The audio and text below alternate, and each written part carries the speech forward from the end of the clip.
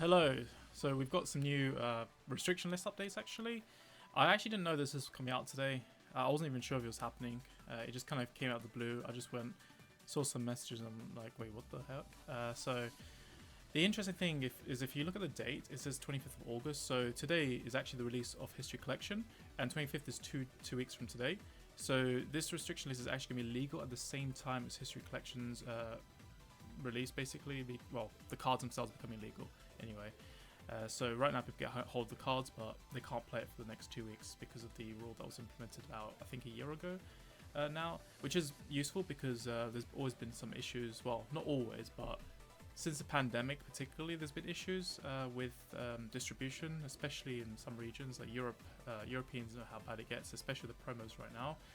So, and on the topic of promos, talk about standards. So standard, we've got two different restrictions. I think these are supposed to be more like light restrictions, so they just went after Jet and Eva.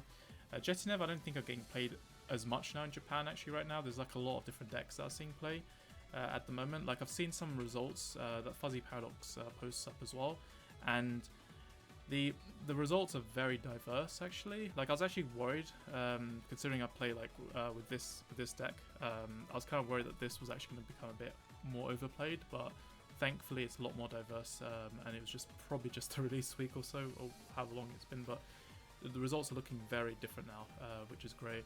So quite a good format in Japan at the moment. I don't know how, like if this restriction list will even last. I'm not sure like how impactful it's going to be. Like I know Gigi and Brainwash Swellow, they're both very strong cards. Swellow can definitely power up next stage, which I think you can sort of play around a lot of times anyway. But Gigi particularly is, I think Gigi is actually the one that I find more of a pain when I go against it, because on turn 1 they can literally just soul charge, which I think is probably part of the reason they're restricting Swellow with it. But you can also technically play Makani if you wanted to. I hope I'm not causing the card to go up in price or something, but Gigi, basically what you do with Gigi is you can Soul Blast 2 and draw one place. So problem with that is obviously if you Soul Charge on turn 1, you can do it based on turn 1 Rush, and anyone that's played D series knows how powerful turn 1 Rush is. And the thing is, when you make your turn 1 Rush costless almost, well, if you consider Solar cost, it depends what deck you're playing, but it does feel a bit more costless when you're playing cards like Brainwash Swallow, right? So a lot of the times people are a bit hesitant to rush because it might cause them to commit key grade 1s, either grade 1s that have abilities that activate on place when they reach grade 3 or greater, which means early game rush, you'll get punished for it, or they're playing cards that are actually key combo pieces as well. So sometimes there's hesitancy called grade 1s, particularly if your opponent decides, okay, I'll no guard, get a damage trigger, you fail to draw a trigger, and now you just committed a grade 1 that's an attack target, can be used for damage denial, and also you lose a piece that might have been important, so you can get massively punished for it. So usually it's a risk to do grade 1 rush to some extent, but GG makes it feel riskless. That's the thing. So especially when you combine it with Brainwash Swellow. So I think that's the whole point of the restriction, is to kind of take away that kind of dangerous kind of almost risk-free rush, which by the way then scales, because once you reach stride, your opponent's on like maybe 4 damage at times. Like there's gonna be a lot of games where people can end up on 4 damage, and then you're just like, oh, I need a PG already. And then if you want to play into the later turns, oh, I need another PG. And also there's the crest, which is scaling power levels. So I think that's probably why they went for this restriction. That's my kind of guess, because I definitely did feel like the impact is much greater whenever I play against this deck, whenever they pull the grade 1 rush. But if they don't, it actually feels kind of fine to me a lot of times. Like it doesn't feel like I'm on my back foot, or all of a sudden I'm stuck in a one-sided game. So I think that's probably the thinking. Now, Eva, I'm really bad at this. I always forget what Compound Rusher does, so I have seen this in decks, so I'm not going to kind of weigh in too much, but Eva was a deck that's been seeing quite a lot of play. They're getting new support as well, but I'm not sure like too much on what's going to happen there with it, but they've decided to just kind of slap it down a bit for now. So next we're going to look at the V Premium. There's nothing, no changes, which isn't a surprise, but next we're going to look at Premium. So there's quite a bit to go through. So there are some, let's just say, late restrictions, because this happened in Japan, but we haven't had it applied here. So Nubatama, they basically restricted Kokurasu. I'm guessing they're probably also doing this in part because of History Collection. I know there's a whole thing before about it being banned in Japan, but we didn't. I don't think we even got the restriction here. But I guess now with like instant protect added to hand easily now with less effort, there's probably more reason to hit this than before. But yeah, it's just another one of those weird V cards that doesn't quite mesh in with. Well, it's always been very generic, so it doesn't kind of mesh in the moment you get something that's easy for those conditions. Then we've got full Bronto, so this is the late one. At the moment, I've been seeing more people interested in Eradicators, but now that we're seeing full Bronto definitively restricted, I guess less reason to play Vanquisher. We never really saw it hit off. Some people have been saying that maybe it wouldn't be that popular, even if they had this card, or like maybe it's overrated, but I don't know. I haven't tried it myself. This is just from what I've heard other people say. And then lastly, now this one's the one that personally stings, and actually feels like the most pointless restriction, because this card.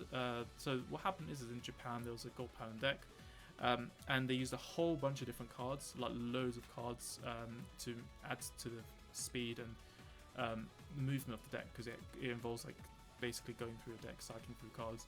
But basically there was a bit of an infinite engine in a way where you can just keep on using resources. But the thing is, one of the combo pieces was a promo card, which is only in Japan. So this restriction never actually mattered to us in terms of stopping gold pans from doing what was it, the Go-Get loop is what we call it, I think. So it's kind of a weird restriction, but it involved like being able to restand this with a Salter as well, so you can keep using this effect because the card is not once per turn. It's literally just rest this unit. So yeah, it's very pointless here, but at the same time it's also annoying because they could have restricted other cards. And to be fair, like between all the cards, this is the more interesting and more fun card to play with. So, and it's from G era, so this card doesn't have any formats it can play in, whereas the other cards it could have restricted are D series cards, V series cards, which have a place on the formats, and also just don't really have very interesting abilities compared to this, and are not as playable either. So unless they see like some random deck that they can maybe be exploited in, which I'd say is the case with Assaulter. Assaulter's a funny card actually. Not many people are using it right now, but I see it as a card that one of these days, well, it actually already happened because of Go-Get, but I always knew it was one of those cards that could one day be used for a funny combo like that. So yeah, I kind of think they need to review that restriction. I mean, they need to think about all the options when they're restricting, and like what cards do people actually maybe want to play with more, rather than just being like, oh yeah, let's just kill the Go-Get support card that, you know, History Collection just come out, people looking forward to playing Go-Get again, and then they see this banned, and it's like, oh well, okay. I mean, no one's gonna miss Assaulter or the promo or whatever. The promo we never got. So I do wish they thought about this more often.